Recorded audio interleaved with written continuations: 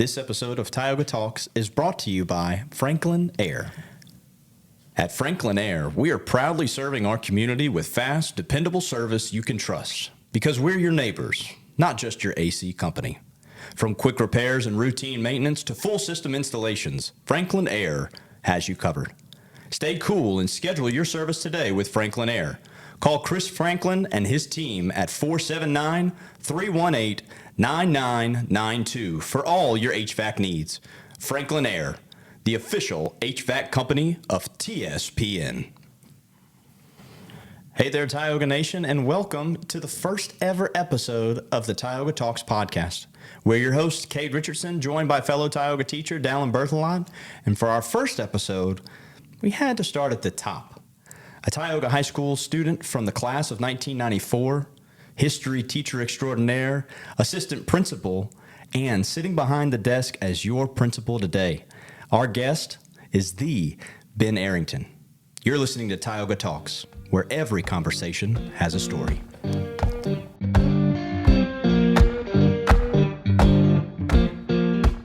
Hey, man. I'm here. Hey, man. How you doing? I'm great. How are y'all? We ain't quite figured it out. Good. Yeah, there'll be an intro. Yeah, there's going to be an intro. Okay. All right, so first off, where'd you live growing up? Man, I grew up in the heart of Tioga. I lived right on Hooper Road, and my parents are still there. It's had some great neighbors there, but now I divided a lot of time between old Hooper Road and my grandparents' house, because a ton of the memories are actually in the house I live in now. I live in my grandparents' house, my mom's parents, and so that's where we as kiddos would ride our Diamondback bicycles. Oh, yeah. I had a gray one. Good. My sister had a green one. Okay. Like lime green? Lime green? Yeah. Yeah. Yeah, that's good stuff. And let me tell you, we spent a lot of time around that block, through the woods as well. There was a hill in there. I actually ventured back there a few years ago, and the hill's all grown up. But in the old days, man, we jumped those bikes a lot. Yeah. But a lot of memories on Woodlawn Drive. Still making memories there. Me and my two dogs. Oh, yeah. But Hooper Road is where I grew up. That's where my parents still live. Yeah. I was going to ask you what the 80s were like, but I think you kind of covered it. Yeah, in a nutshell, that's pretty much it. We rode our bikes. We made sure we were in time before A-Team. The A-Team came on. We watched A-Team. We definitely were Saturday morning cartoon kids. The 80s were a great time. The 80s were a great time. Saturday morning, what are you watching? Smurfs. We're watching the Smurfs. Yeah. We're watching the Smurfs all day. That's the one that stands out the most. If the better guess would have been Dr. Laura Arrington, because she would remember all this, my sister. Smurfs stand out. G.I. Joe stands out. But I may be mixing after school cartoons with Saturday morning cartoons, because Transformers, definitely Yeah. a big part of it. Yes. I don't remember all the ones. And then we were big classic ones, WB, like Bugs Bunny, and who was the cat? Like Sylvester? Suffering, yeah. Suffering Succotash. That's good. Yes. Yeah. All the classics. We did that. Yeah, man, good times back then. Okay, so elementary school. Yes, Paradise Elementary. Yeah. So Paradise Elementary, the principal was Mr. Cotton, and my mom taught there. So my mom was a teacher, and my aunt was also there. So it was a family affair. And my sister and I both went there. My brother tagged along a little behind that. He's 7 years younger. But Paradise Elementary was and still is a great school. Tons of memories there. So 7 years older than your brother. He's the baby. How much older are you than your sister? We are close. We're 14 months. Wow. Yeah, I was about to say, yeah. So we grew up doing all the things together. And we had a great relationship. And I remember summers stand out a lot. Mom was going to school. And in fact, she made some summer trips up to NSU, and there was a group of them that went. I don't remember who all rode together. Miss Bennett was one of them, while they were all working on their master's degrees. And summers, I remember cooking a lot of bologna sandwiches. Did you what? fry them? We did. And, Okay. yeah. I feel like that's the penultimate You do. way to do it. That's the best way to do it. You got to fry them. You got to cut. Little slits in the side. That's right. So it doesn't they don't bubble up. Yeah. Yeah. But they're going to bubble up anyway. There you go. And they pair best with the Carol Burnett show. Okay. That's the memories from the summer. Any mayonnaise, cheese on that? So look, I'm not a mayonnaise guy. I've got some strong. This may shock you. I got some strong opinions on food. Hey. And there are some things that I cannot abide. Mayo is one. Okay. I hate to divide the podcast this early, This is, but mayo, I ketchup. told you we were going to stay away from I controversial know, topics. but we die. Mayo and ketchup are two things that I can't do. So but barbecue sauce, you'd probably be fine with that. Look, I realize my arguments kind of fall apart, but and in fact, my aversion to ketchup, to tie this back to Tioga High School, Oh no. is born here at Tioga High School. In the old days, Yeah. and we had a salad bar at Tioga High School. So you can get your food and you can get your salad. But along there next to the salad, you also had what I'm going to call tubs or vats of ketchup. And over time, having such a large amount housed in one area, I frankly, see. it began to gross me out. I do get that. I did not think mayo and ketchup would come up in this podcast. Very early in We the can have edit no that idea. out. No, I think we We leave it. truly don't know what direction it's going to take. Yeah, We're this just is great. going to. Okay, so follow along. then This you This is might good. just get this podcast down about 30 seconds This worth is- of material. this is good. All right, so then Tioga Junior High. Being 12 to 14 years old is very hard. Me and Kay both taught junior high God before we bless 'em. came here. Whew. You know. Has being 12 to 14 always been hard? Has junior high just always sucked for every kid? Let me tell you, Please do. What a lead in. if you were making a movie about my life, there's a strong case that you would say Ben Arrington peaked in 7th and 8th grade. Okay. So I What a statement. had the opposite experience. Okay. All right. All right. So many things went right for me in junior high. I was, first of all, I was the sign changer in the old days. No digital sign, Right, right? yeah. You went out, you changed the sign by hand, and it was fantastic. I was named Athlete of the Year. That's just because I played all the sports. I didn't play them well, You just played. but I played them. Quantity, not quality. It was quantity over quality. There were definitely better athletes than me, but I played them all. Have some great basketball stories. I really had no business on the basketball court. I was gonna try really hard, but we had some phenomenal players. But really, you know, one of my top fears was a fast break, and if I had to handle the ball, and of course, sadly, it came true a couple times. But I loved junior high. I don't know why. Now, listen, my first job in education when I graduated was I took a job at Tioga Junior High for the last 9 weeks of school. Teacher was on maternity leave. That answered the question right then and there. Junior high's not for me. Yes. That was tough. That was tough. There it is. All right, one basketball story then. You said you could tell us one. Bless it. I remember a tournament in Winfield, and I remember a Really cool gym, by the way. I assume it's the same. yes, same gym we're talking about. I remember a fast break. There were two in this game. The first one was hit me on the wing, and I'm dribbling, and I did not have the ball skills to make it to the hoop, so I began to get pushed to the side, and I just decided to jump in the air, but I didn't have a game plan. And what I did was about a 15 or 16 foot sky hook. Ooh. And let me tell you, nothing but net. Okay. Yeah. And their best player said, "Great shot, man." Wow.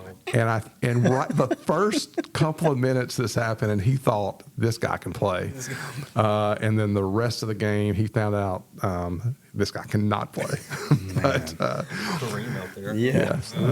but we had some really good junior high players. They didn't pan out in high school, but we had some guys that could handle the ball. I just couldn't handle the ball. That was not my strength. So we know that basketball obviously was not the main sport for you, though your story might convince us otherwise. But baseball really was your main sport. Yeah. What really made that stand out among all the other options while you were in school? I think not to get well. It's hard not to be philosophical about baseball. I think probably if I could deep dive into why I became obsessed with it early on, it's probably because it's something you can do as a loner, and I was always that way. Which is strange to say as a principal because you're surrounded by people. And certainly I like being around people, but I very much am a loner. And I could take my bat and a tee and I could go, take 500 cuts and get better. Or I could have, as a loner, you got, one or two really close best friends, small circle. And that's what I had growing up. I had a best friend who was as obsessed, probably more obsessed with baseball than I was, and I was obsessed with it. And so, my parents didn't have a list of chores we had to do and things like that. Of course, we helped out like anybody else, but I was fortunate enough to be able to just go play. And my life was spent just practicing baseball all the time, and not, it's different now. I don't even really fully understand all the travel ball stuff. That's not what it was when I was growing up. When I was growing up, it was summer league, fun stuff, but there was a core of us that just, took it very, very seriously. I think that's probably what made me latch on early. That, and again, a great time to grow up. You didn't have all the distractions that you have now. So you were either outside or, you were watching TV, a TV that you had to get up from the couch to go switch the channels for most of my life. And I was, you had the Cubs and you had the Braves, and those were the two that played. Right. And so I latched on early to the Cubs. And so, I think, and there was something very, I think probably spiritual's the word I got to use about like that connection to baseball. Yeah, I think I agree with you. I remember my senior year at Como High School, RIP. I just remember I had 3 hours. I went first hour, I went to English, I went to world history, and then I went to college algebra. And then from there I went to PE, and I was gone. Yeah. And so I would go home from 10:30 to probably 12:30, and I had a PE hour for baseball probably around 1:30 to 2:30, and I would always get there early because the Coach McCullough, he would have me drag the infield, and then I would cut the grass, and then I'd get all the clippings, Yeah. and then on those days that I didn't have to cut the grass, I'd be in the cage with a bucket of balls. One of the best relationships I ever had in all of high school. Yeah. And yeah, just me, baseball, tee, and a bat, and just sitting there and just getting it right and critiquing and trying to know and find the tunnels and everything like that, angles of where I was going to be hitting the ball, those types of things. Yeah, it's very much you have to do your job in order for the team to do well. Yeah. It's very much it's a team sport, but it's a singular task for you to sit there at shortstop or third base or center field, and I mean, it's a no-fly zone. It's so strange that there's so many of us that grew up obsessed with it. And eventually, though, you play your last game and it's over. Yeah. It doesn't come up at all. I think that's probably why I know that's why I got into coaching. I did not want to let go of the game yet. Now, I don't think I was cut out to be a long-term coach. That's a hard thing to do, and it's a dying breed. But it's so strange to be so obsessed and to know so much about a game. Yeah. And then one morning you wake up and it's over. Yeah. You know? So I know that you said, I mean, Cubs and Braves, those were the main ones. I ended up on the other side of that spectrum, the Braves. I mean, hardcore. But I vividly remember my last game in high school because I was the last out. We had 2 outs. We were at the Teague down at UL in Lafayette, and we were playing East Ascension down 2-1, man on first base. Mm. We had a hit and run on, and I hit, I mean, an absolute missile right under the pitcher's legs.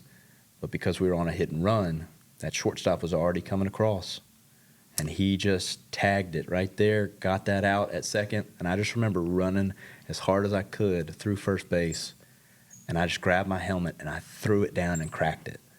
And I remember this just, he's so annoying. I loved him. But he was the head football coach and the AD's son, and he jumped over the brick wall and grabbed my helmet and gave it back to me. And all I remember, I just looked at him. I said, "Go away."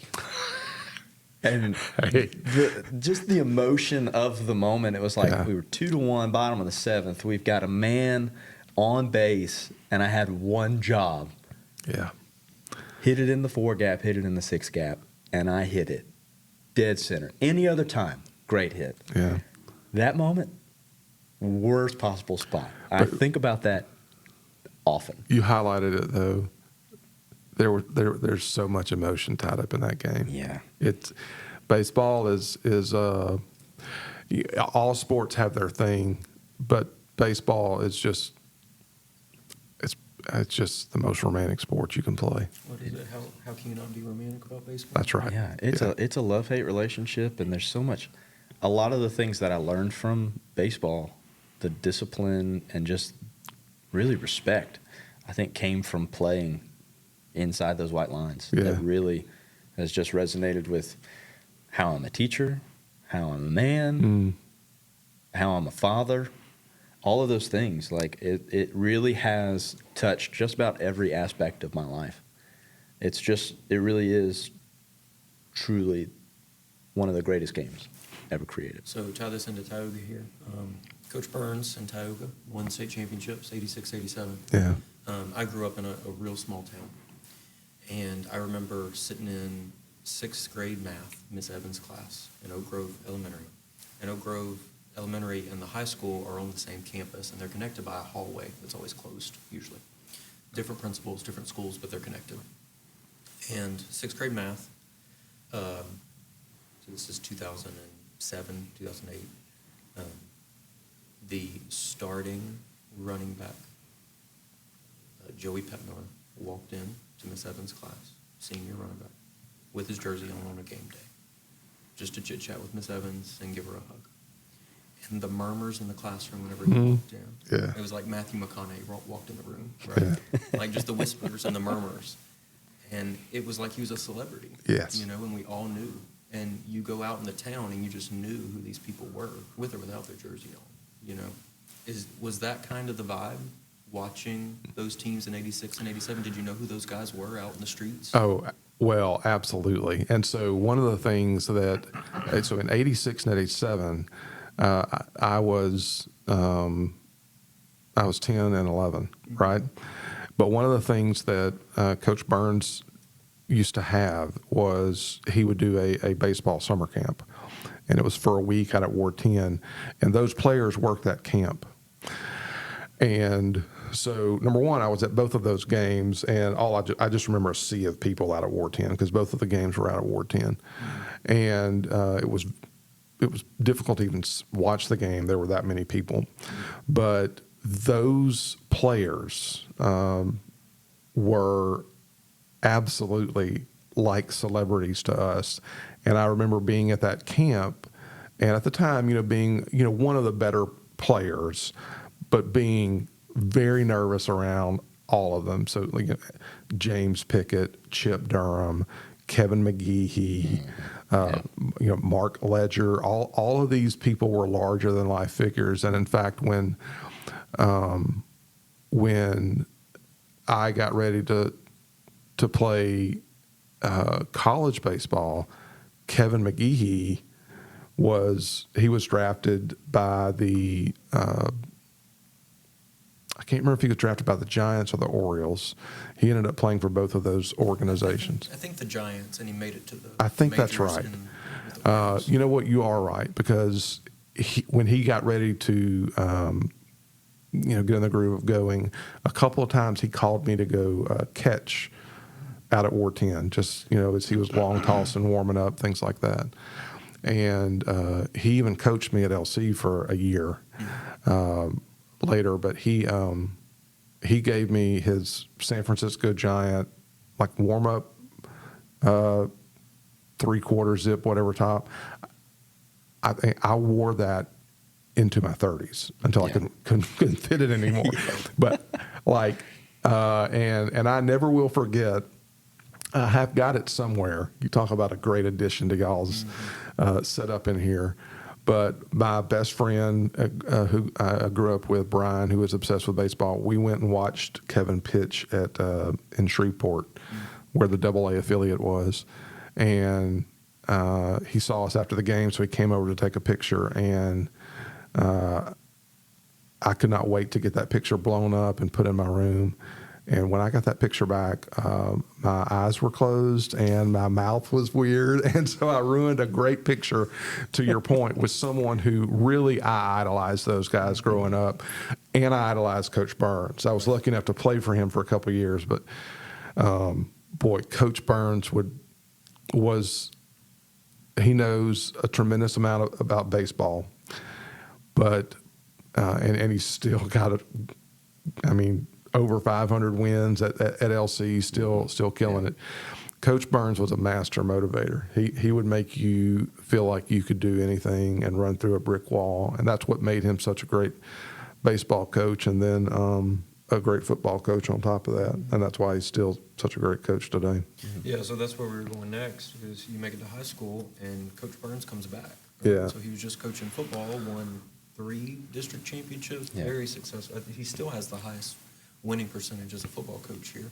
And then he comes back for 2 years, and that's your freshman and sophomore year. Yeah. So my freshman year, I was fortunate enough to start at third, and it was statistically it was my second best year, and we had an okay team. What we had were a couple of really great players. We had a phenomenal starting pitcher in Paul Chambers. We had a tremendous designated hitter, Donovan Wilkins, sadly who passed away. But those guys were forces, and then we were good enough, and that really is my favorite season that I played at Tioga. And, we lost those guys. And then that sophomore year, we still had Coach Burns. We did okay.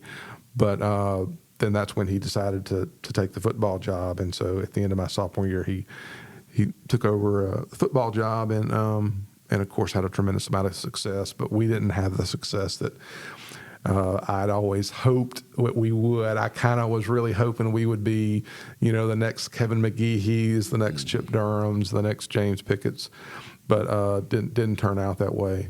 But got a ton of respect for Coach Burns. Did you feel pressure as a Tioga baseball player? Oh, yeah. Watching those teams? Yeah, I think all of us felt like who were we going to be the ones, who was going to be the next group to win the state championship, right? And I think that stayed with us through the 90s. Now, I came back as a coach in 99, but I feel like that really just never went away. I feel like 86 and 87 always hung over us in a good way. Like we wanted to be that group. Now look, we didn't have the talent. I want to make sure and pay those two classes respect. Those were phenomenally talented players, right. And I certainly didn't have the talent of those, but we wanted to be them. That's for sure. And then from Coach Burns, we go to Russell Sesser, right? Caesar. Caesar. Yeah, Coach Caesar, a great human being. Coach Caesar was just a great guy. Sadly, we lost him far too early to colon cancer. But Coach Caesar and Coach Burns were very close. We all loved Coach Caesar a ton. He was a good man. Yeah. So, I mean, we've kind of stuck on the baseball. So probably one of the last questions we'll ask about it, and then we can kind of transition into something else. But we can't leave the subject without asking. You had a nickname. Back in the day, you were the Hammer. Yeah. So, where did that nickname come from? And obviously, our students don't know that. They're about to. But was that something that it was just at the field, or did they call you that in the hallways, in the classroom? Did teachers know? What's the lore of the Hammer? Well, that was early on in high school, and the older guys would sometimes refer to me as that. That nickname was born actually out of a Summer League All-Star deal. As I was getting ready to go into high school, we had an All-Star tournament out at Ward 10, and the coaches, as I remember, we had another coach, Coach Tharp, were out there, and I was not a home run hitter. I never hit more than 4 or 5 a year, even in college.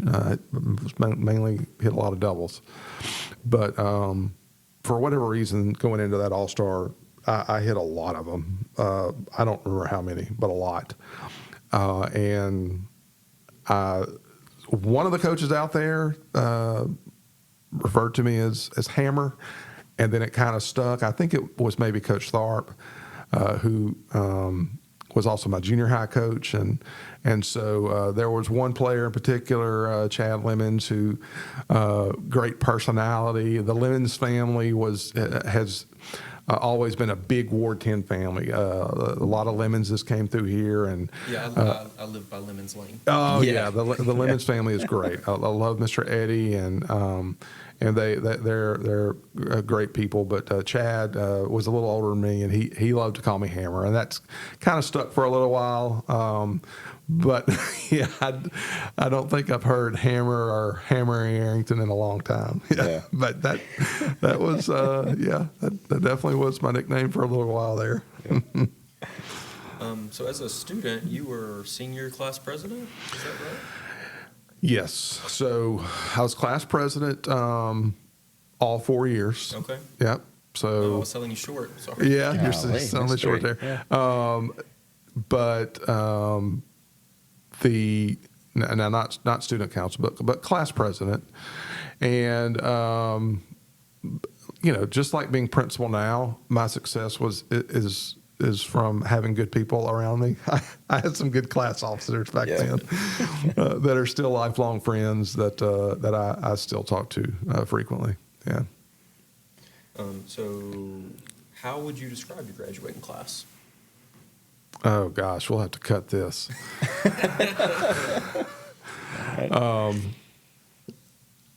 So, yeah, we won't be able to use this because I won't be able to say. I'm trying to. We've got some really smart people in that class. Yeah, we need to stop there. Yeah. Just smart people. But like my class is remembered as kind of the sandwich. Like, 95 was great, 93 was great, 94. 94. 94 was there. Yeah. Mr. Barrows can tell you. Yeah. Yeah, we'll have him on. Don't worry. No, absolutely. Yeah. We're gonna have to edit his hard. Don't worry. Oh yeah. Oh yeah. I've already been prepping in my mind. Yeah. Yeah. It's gonna have to be a dull week whenever we have him in here to give us extra time Absolutely. to edit. Oh my gosh. So, in your tenure here as a student, what's one or maybe two teachers that you just vividly remember being excited, finishing an hour, going to their class, maybe didn't learn anything that you're supposed to, but you learned a lot? What are some of those teachers that really stood out and ones that you can remember from your time just as a student? So it used to be Miss Whitman. It's Miss Wagner now. Mm-hmm. She was my, I think, freshman and sophomore math teacher. Mm-hmm. We joke all the time. The math did not stick for me. Yeah. I not a math guy. I shouldn't say that as principal. You can be whatever you want to be. I didn't put the time and effort I should into math. I always struggled there. I probably gave up a little bit too quickly. It's a very principal answer. Yeah, there you go. Nailed it. But she was an early influence, and so she was definitely one of my favorite teachers. The answer that you're going to get from anyone my age, Mr. Barrows was the class you wanted to go to because he made history so much fun. He knew so much about it. He was funny, and he used humor to manage his class and keep us engaged. Mm-hmm. And I remember where I sit in that class. Mm-hmm. I remember everything about that. I remember who I sat next to. All of us loved going to his class, and he just was a phenomenal history teacher. And, it is true, one of those things in education, when you become a teacher, you teach most like the person that you loved the most in high school. Mm-hmm. And I was a poor imitation, but I tried to be Mr. Barrows. Yeah. Now, go ahead. I want to give a shout out to one other person, which is strange that I'm mentioning two math teachers, but Coach Lemoyne, who was our head football coach, he also taught advanced math, and I guess if we had physics, maybe physics. I don't think I took the physics part, but he was a phenomenal teacher, an absolutely phenomenal teacher. And for someone to be that successful in the coaching arena and to be that great. Now, look, most people would tell you, well, yeah, it makes sense. If you're a great coach, you're going to be a great teacher. And that's true. He was a great teacher. Mm-hmm. He was a great teacher, and of course went on to be superintendent. But those would be three that, and there's so many others. There's so many teachers that I could mention and talk about, but those three stood out. Yeah, I definitely. Just being a history teacher, it wasn't really something that I enjoyed until I got to my junior year of high school. So, I went to a small Christian private school, pre-K through 8th grade. Once I got to 5th grade, my mom was my history teacher, and then in 6th grade, and then in 7th grade, and then in 8th grade. And I made sure I sat in the back, but my mom was secretly a pretty good softball player and could chunk an expo marker and never miss. I was never like my sister. She was always up in the front answering all the questions, and I was in the back just kind of like cutting, just like, don't call on me. But I do remember vividly, I really had gotten through halfway through my junior year and was so worried about anything and everything else that we started the World War II unit in Miss Denise Laney's class in one of the Butler buildings off on the side that the AC would kick out all the time. But I just vividly remember that was the first time that I really enjoyed the subject matter that we were talking about, the names I could remember, and then the one thing that I think really just encapsulated the entire year was we were going through and listening to music. And I do a music project at the end of my class every year too, but it was the song "We Didn't Start the Fire." And I can remember me and about 10 other just goofballs in that class, in an honors class, just marching around the classroom, just singing, "We didn't start the fire." Yeah, a Billy Joel classic. We didn't know sure. anything else they were saying, but we could sing that part.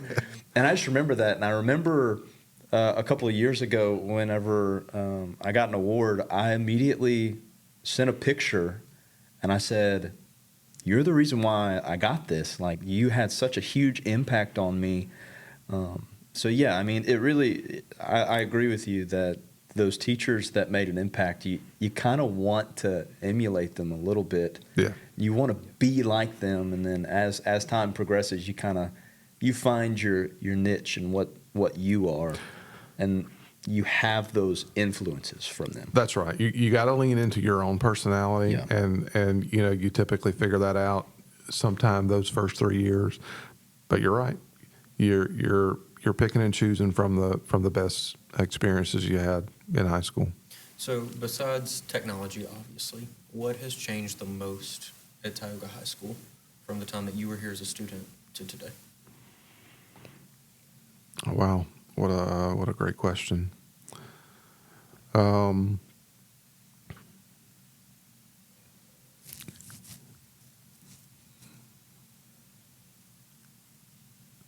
Well, I think I can't help but think of things through the principal lens right now, and I'm not saying this is a bad thing.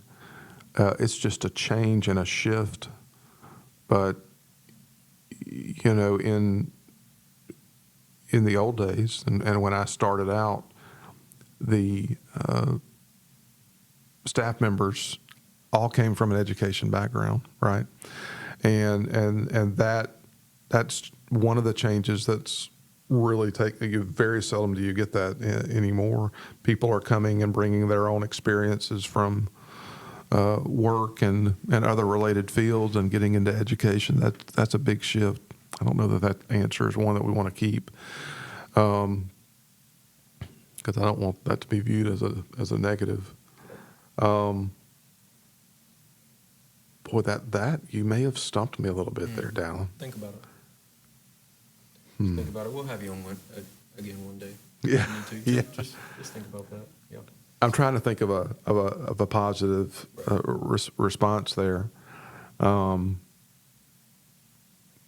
Yeah, I'll have to come back to that one. Okay, so you get recruited by Billy Allgood at LC. Yeah.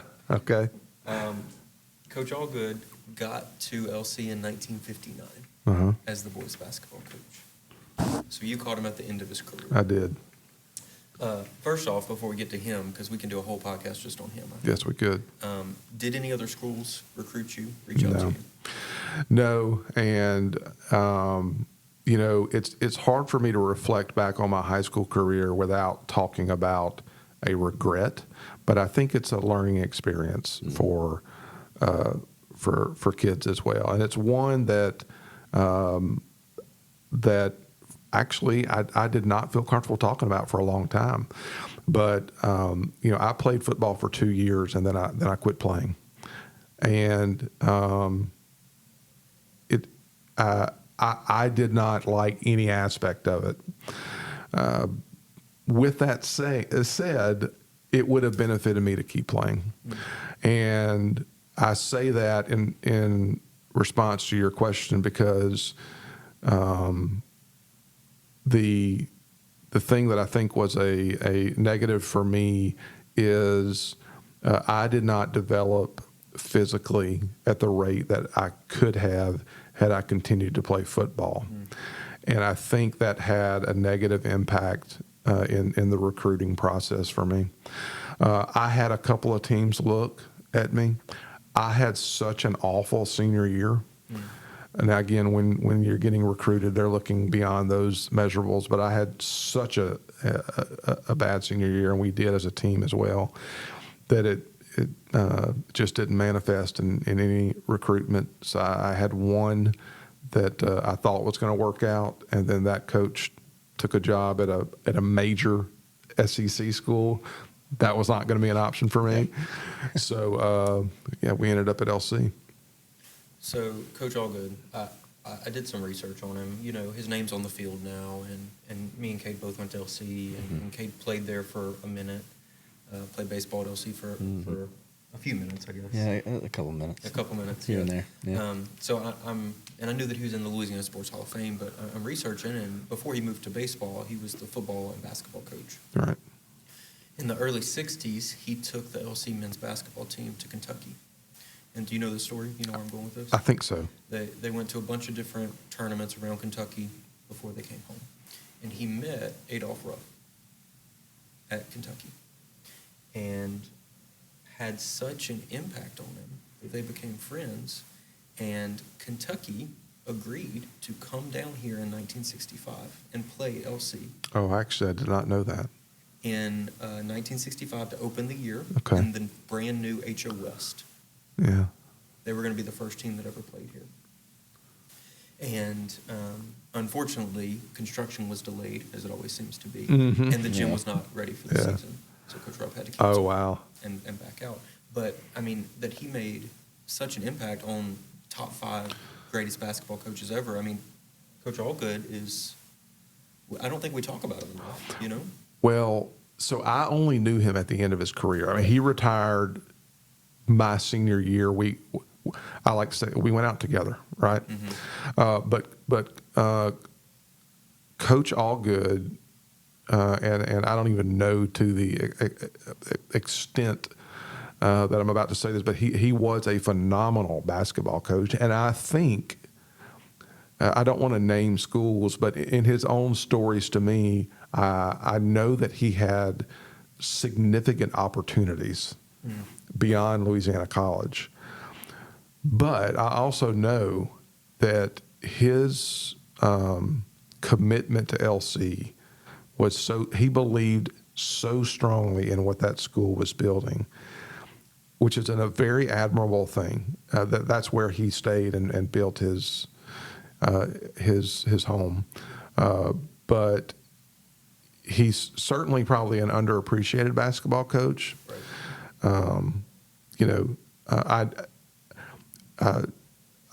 The baseball again was at the tail end of his career, and we were fortunate that we got some, like Kevin McGee came in and was our pitching coach. That was really good. We had a great former Major League Baseball player, Ken Johnson, who was also a really good coach. But it was at the tail end of their careers. Yeah. Right. It seems like he could be a fiery guy. I don't know if you caught that at the end of his career. I'm going to read you a quote out of his Louisiana Sports Hall of Fame biography. The only thing that rivaled Allgood's reputation for X's and O's was his sideline theatrics. From the metal folding chair he pounded into oblivion with his right hand during games at the H.O. West Fieldhouse, to the puncture in his brand new wingtips after kicking a wire basket, to the towel that got hung up in the rafters of the old gym at Mississippi College.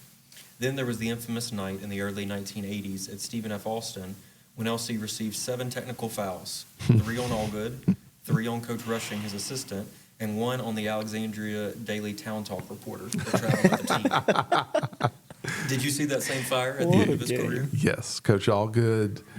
So I think some of us would probably say that while we did not develop into the players we hoped we would, let's say at a college level, he very much challenged you from a mental toughness standpoint and as a man and as a human being. you were challenged in those areas for sure. And to the point that I was miserable at the end of my first semester and thought, what in the world am I doing? Now I hung in there and as a result, learned a great deal under him about how to be a good man, how to be. Certainly, I graduated a tougher-minded person than when I came in, and I've always have a ton of respect for him as a man. He definitely would challenge you, and I was better for it. Yeah, and so the next quote in the article was that he cared more about character. This is him himself. Said, I'd sell every one of those wins to get people to do what they're capable of. Coach Allgood said, I didn't want to coach blue chip athletes. I'd rather coach blue chip people. Knowing you as a principal, it seems like that really stuck with you. Yes, I've heard him use that exact phrase before, and he meant it and he believed it. And I think the trade-off was, looking back, I had maybe hoped to grow a little bit more as a player, but that quote that you just shared right there, he delivered on. I do think that those of us who engaged with him became a far better people. Absolutely. So, under Allgood, you did have, there's plenty that we could talk about with your career there. There's one game specifically that you were just lights out. Uh-oh. And Hold on, what do you think it is? yeah, what do you think I'm talking? What game do you think I'm talking about? A game that I was lights out. I mean, not perfect. let's but, not. I'm gonna say 3 for 4. I don't know. You'll have Man. to remind me. Yeah. Which game are we talking about? It was at Alex Box Oh, okay, sure. Yeah. against LSU. In Yeah. the national championship season. Yeah. Well, look, here's the thing. We played them. I mean, we played against what I consider to be the most talented LSU baseball team of all time, and that's their '97 team. When they beat, I think, Alabama by a lot. Yes. And of course we played against their '96 team, led by Warren Morris, who also beat us. Warren was on the Bolton High School team that beat us in the playoffs my freshman year, which was actually my favorite game of all time to be a part of. But it was feast or famine at LSU. So what I remember every year, of course, we hopped on the bus. Now, for the LSU games that we played, we got to take the Bluebird, so we got to take the fancy bus and not the old bus. But I never will forget. It is seared in my memory. Each of the 4 years, driving over that bridge in Baton Rouge and seeing the lights of Alex Box and thinking, my goodness, my goodness. Because look, as Louisiana boys, we all grew up big LSU fans, and now you're playing at the same place that Todd Walker played a year or two before, and they were national champions. We had 2 pretty good years and 2 awful years against LSU, and same was true for me. I had 2 games where I played really well and 2 that were not so memorable. But yeah, that was a fun game for me. I just missed a home run there.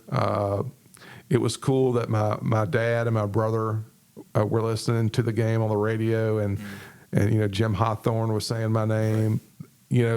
Of course, I didn't get to hear that, but I had 2 pretty good games against LSU. And you never forget those moments. So in '97, y'all lost 14-7, but you went 3 for 5 with 3 RBIs. I consider that one of our good games. Right. Yeah. And in '94, LC actually beat LSU. That was the year. I was That's a senior in before you, high school. My best friend who played there, Brian Franks, he was on that team. So I wasn't a part of that one. Yeah. Sorry, that's my children. You gotta go. I'll see you in a second. It's okay. Or not. Yeah, I'll leave it. Keep it as a family show. It's a family show. Did you talk to Coach Bertman after the game? No, he wouldn't know who I was. Right. Now,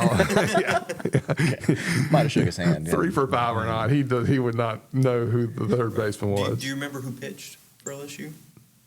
Oh, I don't. Mm-hmm. Now, I remember who pitched when I didn't do well. Because those are the ones you remember, right? Yeah, those I are the think ones. Patrick Coogan was his name, I think, Yep, and he. yep.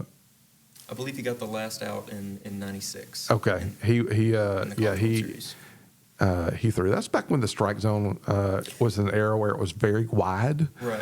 and I remember thinking, I disagree with these calls, but I don't think this umpire is very interested in my point of view.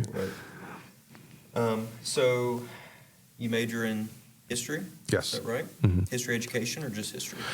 No, well, yeah, history education. Right. Yeah. So at what point do you decide I want to be a teacher? Well, I always knew I wanted to be a teacher. I mean, when I was a senior in high school, my principal was Mr. Bardwell, and I remember actually standing in his secretary's office where Miss Perkins is now. Miss Ballio was her name. I loved Miss Ballio. And I told her, she asked me what I wanted to do. I said, well, I want to teach, and then one day I want to be principal at Tioga High School. And she said, no, you don't want to do that. And I think about those words often. But I always wanted to be a teacher from as far as I could remember. That ramped up even more in college because I was surrounded by good teachers, both in my own family and the history professors at LC had a big impact on me, and they were people I admired and wanted to be like. So yeah. Favorite class that you took at LC? I had the Civil War class with Dr. Howe. I mean, my goodness. We've heard stories about it. It was Just- before our time, but And he taught another one on World War II that unfortunately I couldn't take because it was in the afternoon and we had baseball practice. But that class was immersive. I was never a big Louisiana history guy. Some people are obsessed with it. But Dr. Sampson taught that class and was just a phenomenal class as well. But I still have my notebook from the Civil War class. I mean, it just was one of those moments where you just could not wait to get in there. Yeah. To the point where I'd forget to take notes because you just start staring and listening to Dr. Howe, who had an encyclopedic knowledge of all things. But that was by far my favorite class to take. Hey there, Tioga Nation. We hope that you're enjoying listening to this week's episode of Tioga Talks. Tune in next week as we finish up our conversation with Principal Arrington as we venture on the path to making his dreams of being the principal of Tioga a reality.